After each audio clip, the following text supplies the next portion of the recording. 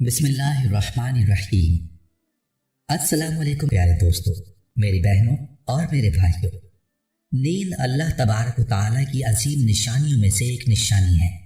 اس سے دماغ کو سکون ملتا ہے اور انسان سونے کی بدولت تازہ دم ہو جاتا ہے۔ نیند صحت کو برقرار رکھنے کے لیے اشد ضروری ہے۔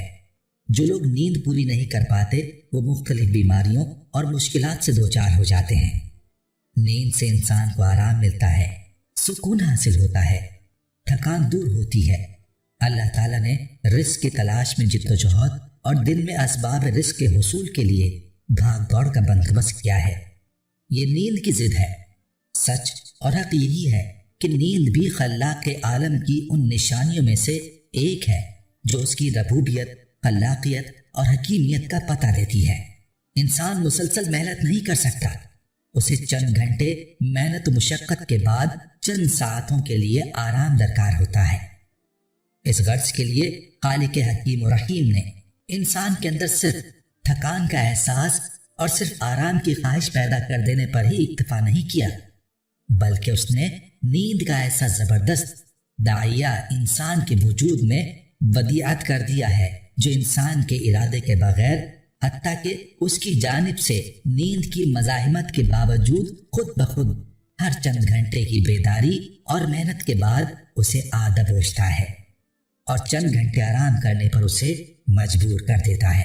اب سوال یہ پیدا ہوتا ہے کہ ہم نے سونا تو ضرور ہے، اگر سوتے وقت ہم اپنی زندگی کو اور بھی قیمتی بنانا چاہیں تو وہ کیسے بنا سکتے ہیں؟ اس کا جواب بہت ہی آسان ہے۔ آج آپ کو ایک ایسی تسبیح کے بارے میں بتانا چاہتے ہیں جس کو اگر آپ نیند آنے سے پہلے ایک تسبیح پڑھ لیں تو صبح 6 بجے تک دولت آپ کے ہاتھ میں ہو۔ آپ اس رب کریم کی ذات پر بھروسہ کرتے ہوئے اس عمل کو شروع کر دیں، پھر دیکھیں کہ وہ اللہ کریم آپ کے کام میں کتنی آسانی پیدا فرما دے گا۔ آپ کو غیبی خزانوں سے رزق ملنا شروع ہو جائے گا۔ آپ سوتے وقت 3 بار سورہ اخلاص، 3 بار سورہ فلق اور 3 بار سورہ ناس پڑھ کر اول و آخر 3 بار درود شریف پڑھ لیں اور پھر اپنی دونوں ہتھیلیوں کو جہاں تک ہو سکے جسم پر ملیں، اور جس وقت آپ جاگ جائیں تب بھی اسی طرح اس عمل کو کر کے دہرائیں۔ اس عمل کی بے تحاشا فضیلت ہے اور اس کے بے تحاشا فوائد ہیں۔ اس عمل سے رزق کی تنگی ختم ہوتی ہے، اللہ پاک غیبی رزق جاری فرما دیتے ہیں۔ یہ نبوی عمل ہے۔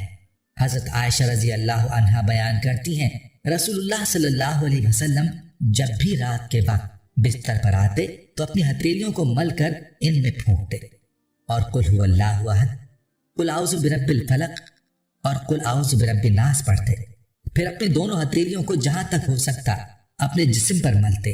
اس کے لیے سر، چہرہ اور جسم کے اگلے حصے سے ابتدا فرماتے اور یہ عمل 3 مرتبہ کرتے۔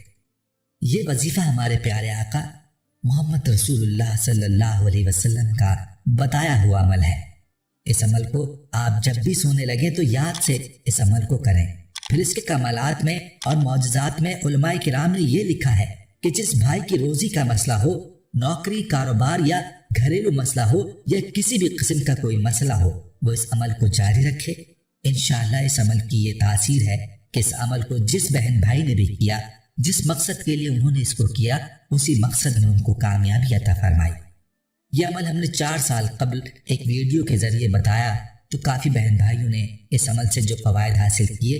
ایک بہن کا واٹس ایپ پر میسیج آیا کہ اسلامک ٹیچر، 2018 کی بات ہے، میرے خامن دبئی میں ٹیکسی چلاتے تھے، جس کمپنی میں وہ کام کرتے تھے ان کو بہت مالی مسائل کا سامنا کرنا پڑ گیا تھا۔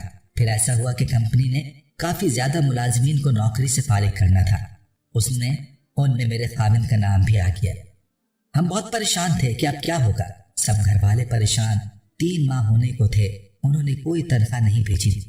ہم سب گھر والوں نے پریشانی کے عالم میں آپ کی ویڈیو دیکھی، اس میں رات سونے سے قبل 3 بار سورہ اخلاص، 3 بار سورہ فلق اور 3 بار سورہ ناس پڑھنے کا ذکر تھا۔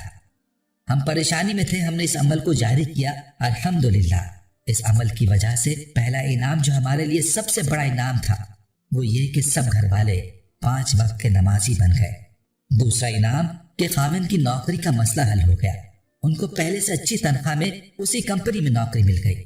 پھر جیسے جیسے ہم نے اس عمل کو کیا اللہ کریم نے ہمیں بہت ہی زیادہ معجزات دکھائے۔ اس میں کوئی شک نہیں کہ اللہ کریم کے کلام میں بہت طاقت ہے۔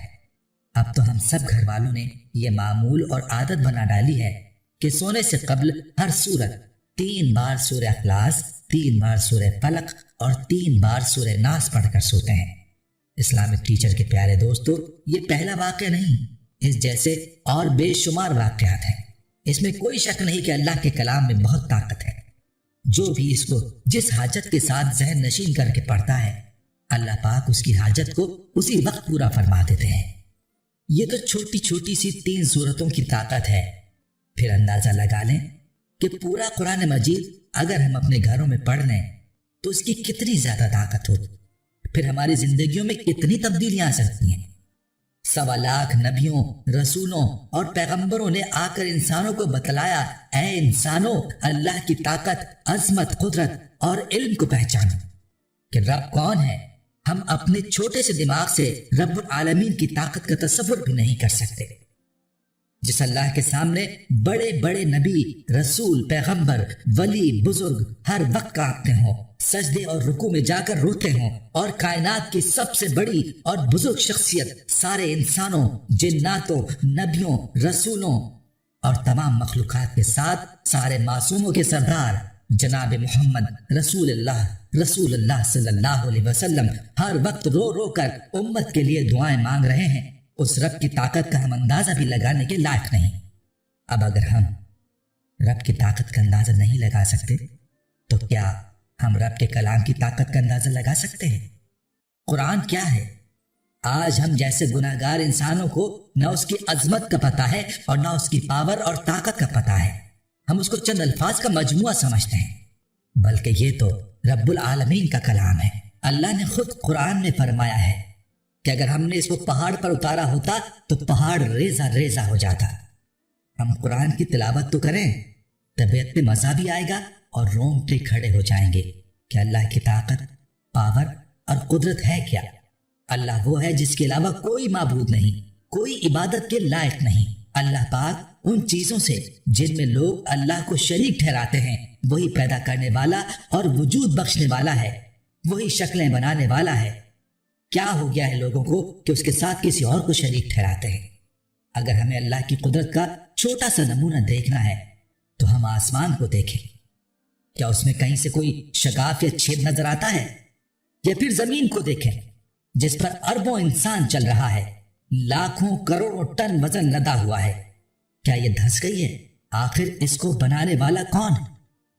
آج لوگ زمین و آسمان، چاند، سورج، ستاروں کی پوجا تو کر رہے ہیں، لیکن ان سب کو بنانے والی ذات اللہ کو بھول گئے ہیں۔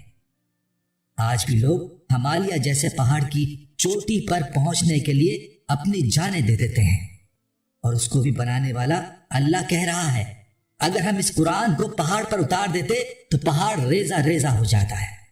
کوئی اندازہ ہے اس کی طاقت کا؟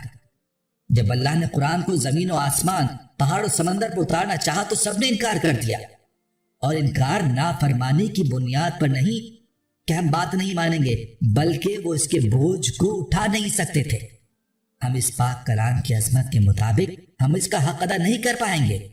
آخر میں پیارے دوستو، آپ سے گزارش ہے، اللہ کا واسطہ ہے اپنے گھروں میں قرآن کو ضرور پڑھیں۔ مشکلات آئیں، پریشانیاں آئیں، اپنی پریشانیوں کو اسی کلام سے دور کریں۔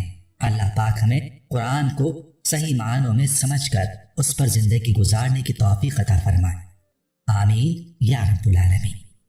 آخر میں ایک بات آپ کو بتانا بہت ضروری سمجھتے ہیں کہ اگر آپ ہمارے چینل کی ویڈیو پہلی بار دیکھ رہے ہیں تو آپ سے ریکویسٹ ہے کہ سب سے پہلے آپ ہمارے چینل اسلامک ٹیچر کو سبسکرائب کر لیں اور ساتھ ہی لگے بیل کے بٹن کو بھی دبا دیں تاکہ آپ کے پاس ہمارے چینل کی مزید ویڈیوز کا نوٹیفیکیشن بھی وقت پر حاصل ہو سکے۔ شکریہ۔